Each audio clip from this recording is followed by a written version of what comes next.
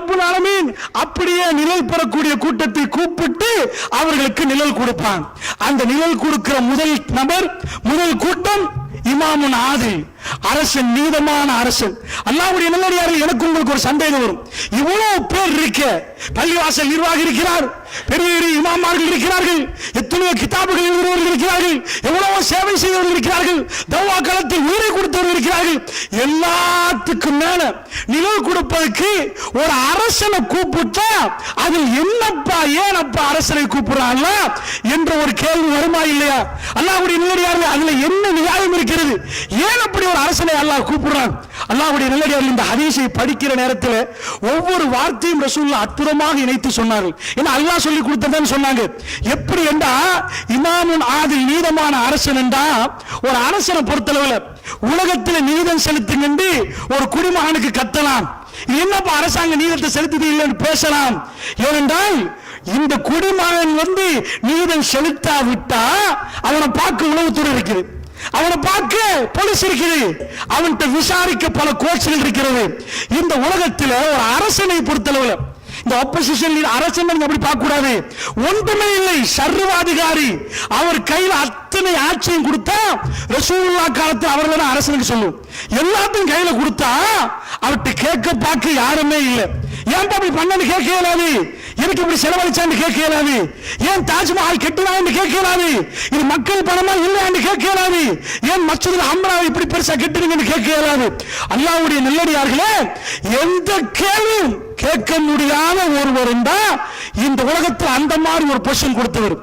அவரு நடுங்கினா, அவரு பயந்தா, அவர் இந்த உலகத்தில் ஒரு காவல்துறைக்கு பயப்படல, அவர் உளவுத்துறைக்கு பயப்பட மாட்டாரு, இந்த உலகத்தில் ஒரு மந்திரிக்கு பயப்பட மாட்டாரு, சட்டத்துக்கு பயப்பட மாட்டாரு. சட்டம் அவர் கைக்குள்ள, விரும்பியதை செய்யலாம், அவர் குடும்பத்துக்கு பங்கு போட்டு கொடுக்கலாம், ஹசானாவை பிரிக்கலாம், வேண்டிய மாதிரி வாழலாம். அப்படி ஒருத்தர், இது நீதம் இல்லையே, இதுல இருந்து ஒரு கிலோ ஈச்சப்பழம் எடுத்தா இது அநீதமே, இது தப்பா போச்சு, இது எனக்குரிய சொத்து இல்லையே, இது சதக்காக்குரியது என்று பிரித்து பிரித்து பார்த்து இந்த நேரத்தில் தீர்ப்பு கொடுக்கிற நேரம் ஒழுங்காக கொடுக்காவிட்டால் என்கிட்ட கேட்க உலகத்தில் யாரும் இல்லை, ரப்புல் ஆலமீன் கேட்பானே என்று அஞ்சினால் மட்டும்தான் ஒரு அரசன் பயப்படுவார், வேற யாருக்கும் பயப்பட மாட்டான்.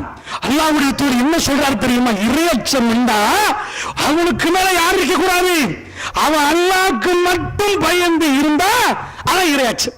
அந்த மாதிரி ஒரு முடிவெடுக்கிறதாக இருந்தால் ஒரு அரசன் தான் முடிவெடுப்பார். அல்லாஹ்வுடைய நல்லடியார்களே, அதுக்கு தான் அல்லாஹ் கூப்பிடுவானா? இந்த சன்னிதானத்தில் உனக்கு இந்த இடம் தான் எதுக்கு தெரியுமா? நீ எவனையும் அஞ்சல்ல, அவன் கேட்பா, இவன் கேட்பா, உன் குடும்பத்தார் வந்தார்கள், நீ நேர்மை இல்லை என்று அனுப்பினாய், நியாயம் இல்லை என்று அனுப்பினாய், தப்பு என்று அனுப்பினாய். அபூபக்கர் ரலியல்லாஹு அன்ஹு அவர்கள் ரசூல் ஸல்லல்லாஹு அலைஹி வஸல்லம் மணி அவங்க கேட்கிற நேரம், உமர் ரலியல்லாஹு அன்ஹு அவர்கள் அந்த வரலாறை பார்க்கிற நேரம் எவ்வளவு நீளமாக நடந்தாங்கன்னா, இவங்க ரசூலுல்லாஹ் மனைவி, அவங்க ரசூலுல்லாஹ் மகள், இப்படி எதையும் பார்க்கவில்லை, ஏன் பிள்ளைன்னு கூட பார்க்கவில்லை, அவ்வளவு நீளமாக நடந்தார்கள். இதைத்தான் ரசூலுல்லாஹ் சொல்றாங்க, நீளமான ஒரு அரசன் அவருக்கு அல்லாஹ் அந்த பொசிஷன் கொடுப்பான். அடுத்தது யாரு? அல்லாஹ் ரப்பல் ஆலமீன் அடுத்து கூப்பிடுவானா? நீங்களே வெயில காயாதீங்க, வாங்க அடுத்தது கூப்பிடுறது யாருண்டா? ஷாபுன் நஷாஃபி இபாதத்தில்லா, ஒரு வாலிபன். அந்த வாலிபனை பொறுத்தளவுல இபாதத்திலே ஈடுபடுறான், அந்த வாலிபனை கூப்பிடுவானா? இப்ப அவர் மௌத்தாகிற நேரம் இளைஞர் இருக்க மாட்டாரு, சில நேரம் வயசாலியா போயிருப்பாரு, அவரை நான் கூப்பிடுவானா? உன் வாலிபத்தில நீ தொழுத, இபாதத் பண்ணின, ராத்திரி வணங்கினாய், என்ற கையேந்தினாய், வாங்குவானா? அல்லாஹ்வுடைய தூதர் வணக்க வழிபாடு ஈடுபட்ட ஒருவருக்கு சொல்லாம ஷாபுல், ஒரு இளைஞன் என்றாங்க. எனக்கு இளைஞன் தெரியுமா? இளமையில அவனுக்கு ஆசாபாசம் கூடும். எவனாவது இளமையில பள்ளிவாசலுக்கு போனா அவனை கிழவனா மாற்றுவாங்க. இபாதத்தான் பெருசா பள்ளி பள்ளியில் இருப்பாரு, அவனை பொடியனாவே பார்க்க மாட்டாங்க. இளமையை பொறுத்தளவுல இளமையில ஃபன் பண்ணணும், எல்லாத்தையும் செய்யணும். அப்படி செஞ்சாலும் அவர் இளைஞர். அப்படி இல்லைண்டா ஆம்பளைன்னு கேட்பாங்க. இவன் பள்ளிக்கு போனா, நோய் பிடிக்கிறான், பெரிய பாலசாலி, தக்குவாதாரி என்று அவனை ஓரம் கட்டுவார்களா? இந்த இபாதத்தை ஒரு இளமையில எல்லா ஆசையும் அவனுக்கு குடிக்கவும், எல்லா மாதிரி அவனுக்கு பலம் பார்க்க ஆசை வரும். எல்லா தேவையும் வரும், அதை குடிச்சு பார்ப்போம்னு வரும், இப்படி ஆடி பார்ப்போம்னு வரும், இப்படி கொண்டை விட்டு பார்ப்போம்னு வரும்.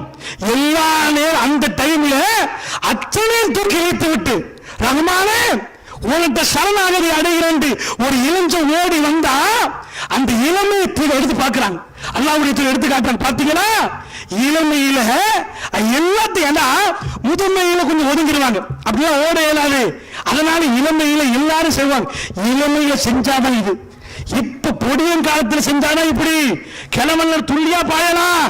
இப்ப பாடலாம் படத்தை, அதுக்கு பிறகு பாக்கி வராது, இப்ப பண்ணல என்று எல்லாத்தையும் இளமையில் தான் அவர்கள் செய்ய ஆரம்பிப்பார்கள். இந்த நேரத்தில் இறை சிந்தனை வரவே வராது. இளமையில் அந்த ரத்தம் ஓடுற வேகத்தில் இறை சிந்தனை பக்கத்தில் வராது.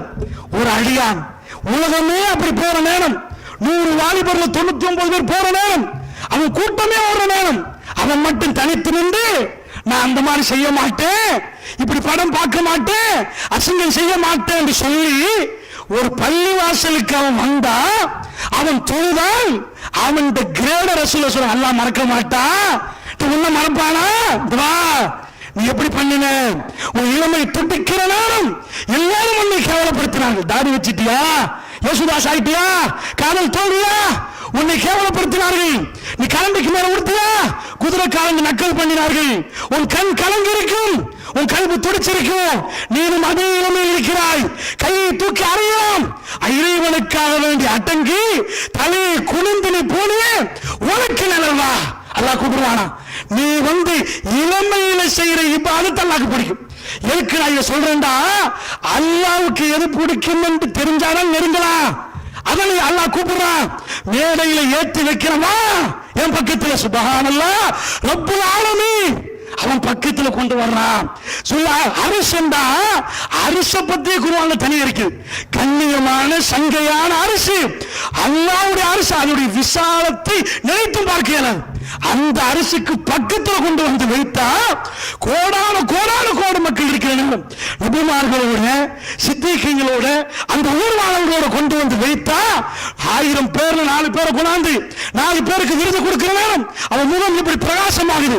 அல்லாஹ் அவ்வளவு பேருக்கு மத்தியில் கூப்பிட்டால் அந்த இடத்துக்கு போக வேண்டிய யாருக்கு தோணாத அல்லாஹ்வுடைய நல்லடியார்களே, அல்லாஹ்வுடைய விருப்பத்துக்குரியவனா அல்லாஹ் பார்க்கிறான்ல.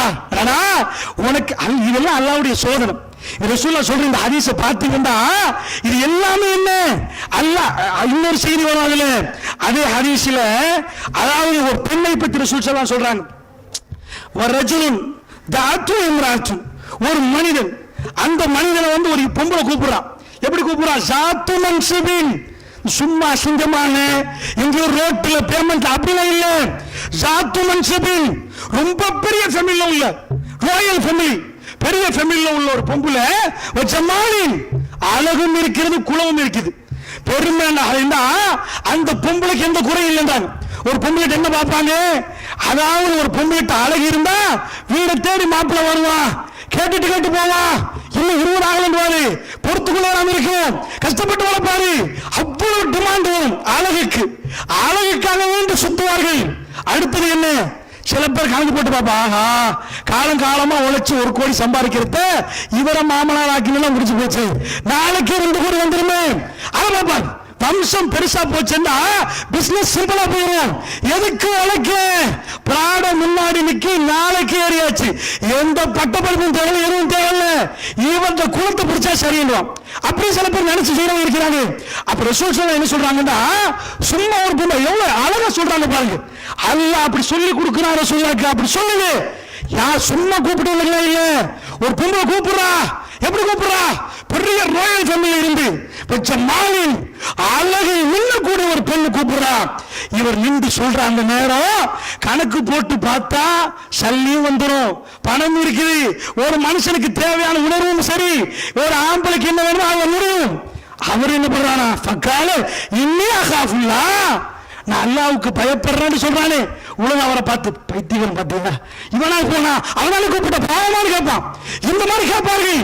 இவர் என்ன சொல்லுவாராம், இன்னி அகாஃபுல்லா, நான் அல்லாஹ்வுக்கு பயப்படுறேன். அல்லாஹ் கூப்பிடுவாங்க, எனக்கு பயந்து சொன்னியா, இங்க நின்று உனக்கு நிழல் தர்றேன். ரப்புல் ஆலமீன் அவரை நேசிக்கிறான். நல்லா புரிஞ்சுக்கோங்க, பள்ளி வாசல் நடக்காது. பள்ளிவாசல் நடக்கும். எந்த சந்தர்ப்பத்தில் இது நடக்கும்? ஒரு பொம்பளை கூப்பிடுறா, யாருமே இல்லாத மாதிரி ஒரு இடத்தில், அந்த இடத்தில் இறைச்சல் வந்து பாருங்க. பள்ளிவாசல் இருக்கிறவங்களுக்கு மட்டும் அந்த இடம் என்று நினைச்சாங்க. அல்லாஹ் எங்க எங்கெல்லாம் தேர்ந்தெடுக்கலாம் பாருங்க. ஒரு மனுஷன் தப்பி தவறு இக்கட்ட மாட்டிடுவான், தவறான இடத்துக்கு வீட்டுக்கு போயிடுவான். அப்ப அவனுக்கு இறைச்சல் வந்தா அல்லாஹ் அதை என்ன பண்ணுவான்னு நினைச்சு அவன் காட்டுற பாரு, இப்படி பண்ணினியா உனக்கு கேடுங்களா, தப்பு வரைக்கும் எங்க போயிட்டா. இன்னொரு செய்தியில வருகிறது, தொடைகளுக்கு மத்தியில், ரெண்டு கால்களுக்கு மத்தியில் அதிலிருந்து வெளியே வர்றான். சுப்ஹானல்லாஹ், அல்லாஹ் வேற கேடு கொடுக்கிறார சொல்றாங்க. அப்ப என்ன புரியுதுண்டா, அல்லாஹ் அவனை நேசிக்கிறான். சோதனை உலகத்தை பொறுத்தளவுல, உலகத்துல எல்லா மனுஷன் நம்ம வாழ்ற வாழ்க்கை என்ன? சோதனை. ஒரு ஆளுக்கு பட்டினியில சோதனை, ஒரு ஆளுக்கு பொம்பளையில சோதனை, ஒரு ஆளுக்கு சொத்துல சோதனை, ஒரு ஆளுக்கு புள்ளியில சோதனை, எல்லாம் சோதனை. பேப்பரை தர்றான், ஆன்சர் பண்ணணும். எல்லாருக்கும் ஒரே கொஸ்டின் தான், காப்பி பண்ணிடுவாங்க. உங்களுக்கு அதான் ஆன்சரா, இவருக்கு அதான் சாபாக்கு இதுன்னு ஆன்சர் பண்ணாங்க, எல்லாம் காப்பி பண்ணிடுவாங்க. அதனால பேப்பரை மாத்தி தர்றான்ல, இவருக்கு சொத்து கொடுத்து போட்டு 2 கோடி எடுத்துருவான், அவருக்கு அந்த சோதனை. அவருக்கு புள்ளைய கொடுத்து போட்டு புள்ளைக்கு உச்சக்கட்ட நோயை கொடுத்து படிச்சிருவான், அவருக்கு அந்த சோதனை. இப்படி ஆன்சர் பண்றது? அல்லாஹ் தான் ஆன்சர். கடைசி ஆன்சர் என்ன? அல்லாஹ்னு சொன்னியா உனக்கு அது வரும். ஆன்சர் செய்தாண்டியா போய் தொலை, முடிச்சு போட்டுருவான். அப்ப அல்லாஹ் ரப்பல் ஆலமீன் என்ன பண்றான்டா, கொஸ்டின் பேப்பரை நீட்டான். அந்த கொஸ்டின் அவருக்கு எப்படி வருவது? பொம்பளை உருவத்துல வந்து அவ கேட்கிறான், பாத்தியா வாரியா அகாஃபுல்லா ரப்பி என்னை பார்க்கிறான். அங்க அலைவனும் இல்ல, இங்க அலைவனும் இல்ல, அங்க அலைவனும் இல்ல. அல்லாஹ் ரப்பல் ஆலமீன் மறுமையை கூப்பிடுறான், நீ என்னை மட்டும் செய்தவன், உனக்கு இந்த இடம் உனக்கு சொந்தம். கோடான கோடி மக்கள் முன்னாடி அல்லாஹ் ரப்பல் ஆலமீன் அவரை கண்ணியப்படுத்துவோம். அப்ப நல்லா புரிந்து கொள்ளுங்கள் அல்லாஹ்வுடைய நீடியார்களே, சோதனை எந்த வழியிலும் நமக்கு வரலாம். அதான் புரிஞ்சு கொள்ள வேண்டியது. சில பேர் நினைக்கிறாங்க பணத்தை அல்லாஹ் கொடுக்கிறான், எது கொடுக்கிறான் தெரியுமா? பணத்தை. சில பேர் மாஷா அல்லாஹ் பரக்கத்து, நேற்று கூட ஒரு ஆள் ஃபோன் பண்ணி எதுக்கு தர்றான்னு புரியல, அப்படி அல்ல தந்துட்டே இருக்கிறான், நிறைய தர்றான் என்று கேட்கிறாரு. அல்லாஹ் தர்றான், உங்களுக்கு பரக்கத்து, துஆ செய்து கொள்ளுங்க முடிச்சுட்டு. அல்லாஹ் பணத்தை தந்தாலும் சோதனை, எடுத்தாலும் சோதனை, எதுக்கு தருவான்? கொடுத்துட்டு எடுத்து பார்ப்பான். ஃபயகூலு ரப்பி அஹானன் என்றுவான். சில பேர் என்ன சொல்லுவாங்க, எல்லாத்தையும் தந்தா எடுத்துட்டா என் ரப்பி என்னை கேவலப்படுத்திட்டானே. சில பேர் இருப்பான், ஃபயகூலு ரப்பி அக்ரமன், என் ரப்பி என்னை சங்கைப்படுத்தும். தந்தாலும் சங்கைதா, தராட்டி சங்கைதா, எல்லா நேரம் ரப்பை பார்ப்பான். இந்த உலகத்தில் எதுக்கு மதிமயங்கிறா? 1 கோடி 2 கோடி இல்ல, 1 லட்சம் கோடி 2 லட்சம் கோடி. சாப்பிடவே மாட்டீரா? 1 லட்சம் கோடிக்கு சாப்பிடுவானா? 1 கோடிக்கு தின்ன மாட்டான். 1 லட்சம் கோடி தாண்டி அங்க இங்க இங்க இங்க இங்க இங்க சொத்து பிரகாரம் அதான் இந்த கோமத்தில் நடக்குது. உனக்கு அந்த சொத்தா இந்த சொத்தா அவ்வளவு சொத்தா, கண்டும் இல்ல காலான சொத்து. இந்த சொத்துக்கு அல்லாஹ் கொடுத்த சோதனை தெரியுமா? எல்லாத்தையும் கொடுத்து நைட்டு தூங்க மாட்டான். ஏன்? இன்கம் டேக்ஸ் எல்லாம் வந்துருவானோ, பாஞ்சிருவானோ, ஃபைல் இல்லையா, பிபு கங்கயா, அங்க பாத்தியா, தூங்கவே மாட்டான். வீட்டுக்கு வந்து புள்ளியை தூக்கிட்டு போய் கப்பம் கேட்டாண்டா, அங்க சிசிடிவி போடு, பக்கத்துல நில்லு, நீ ஒரு பொடிக்கால் நில்லு, பின்னாடி நில்லு, அங்க நில்லு. அல்லாஹ் நிம்மதி எப்படி எடுத்தான் பாத்தீங்களா? கொடுத்துட்டு உலகம் நினைக்கும், அழகா பெரிய கேட் போட்டு அழகா நிக்கிறாரு. பெரிய கேட் போட்டு எவனை எட்டி பார்க்காம இருக்கு. உலகம் பயந்து நடுங்குறா. ராத்திரி 12 மணிக்கு ஒரு 7 வீட்டை தட்டினா, சிரிச்சுட்டு 12 மணிக்கு கதவு திறப்பான், ஒன்றுமே கொடுக்கல. 12 மணிக்கு பணக்கார வீட்டுல தட்டினா பிரஷர் ஹையா போகும், கொலஸ்ட்ரால் பிபி எல்லாம் ஏறும். ஏன்? எவன்டா தட்டினது? ரோட்ல போன தட்டி போயிருக்கலாம். அது பயத்துல உலகத்துல வாழ்றா. பணத்தை கொடுத்து ஏன் நினைப்பா, என்ன பணம் கொடுத்துருக்கு, அவருக்கு என்ன பிரச்சனை? சோதனை. முடியல. இந்த பயத்தை வாழ்ந்தியா அல்லாஹ் பத்தி யோசிச்சியா? அல்லாஹ் பத்தி திரும்பியா? எல்லாத்தையும் எல்லாம் தருவானா? சில பேருக்கு அன்பு பாசம் சொத்து வளைச்சு 10 பிள்ளைக்கு தின்ன கொடுக்கிறது, தீர்க்கிறது, பார்க்கிறது எல்லாமே தான். அதுலயே மதிவாங்கி போயிட்டியா? அல்லாஹ் ரப்பல் ஆலமீன் அம்வாலுக்கும் வலா அவுலாதுக்கும் அன்சிக்கிறீங்களா? உன்னுடைய பிள்ளைகள் சொத்துகள் அல்லாஹ்வுடைய சிந்தனை விட்டு உன்னை பராமுகமாக்க வேண்டாம். அல்லாஹ் சொல்றான், புள்ள குட்டியே நின்றியா? உனக்கு இல்ல, அல்லாஹ் தரமாட்டான். இந்த சோதனை வந்து ஒவ்வொரு வழியில வருகுதா? அப்படி வர்ற ஒரு சோதனை தான் இளமை பருவம். அந்த இளமை பருவத்தில் என்ன பண்றான்னு பார்க்கிறான். அடுத்ததாக நபிகள் நாயகம் ஸல்லல்லாஹு சொல்றாங்க, ஒரு ரஜுல், இன்னொரு மனிதன். அப்ப ஒரு இளைஞரை கொடுத்துட்டாங்களா, சில பேர் அரசனை கொடுத்துட்டாங்களா, மற்றவங்களும் நினைப்பாங்க இளமையில மோசமாக்கிட்டோம், தப்பு பண்ணிட்டோமே, அரசனா இல்லையே, நான் போய் எப்படி அரசனாகிறது? இந்த அரசியல் கருத்தை குதிச்சோண்டா உள்ளது இல்லாம போயிடும். அதனால ஒரு மனுஷன் யோசிப்பா, இங்களுக்கு இந்த கிரேடிங் இல்லையா, அல்லாஹ் கொடுக்கிறான். எல்லா மனுஷனும் கொடுக்கிறான். எப்படி கொடுக்கிறான்? ஒரு மனிதன் கல்புஹு முஅல்லகுன் பில் மசாஜித், அவங்களுடைய கல்பு மஸ்ஜிதில் தொங்க விடப்பட்டிருக்கணும். முஅல்லக் என்ற அல்லக்க தொங்க விட்டான்னு அர்த்தம். கொக்கையில தொங்க விட்டா அல்லக்க முஅல்லக்.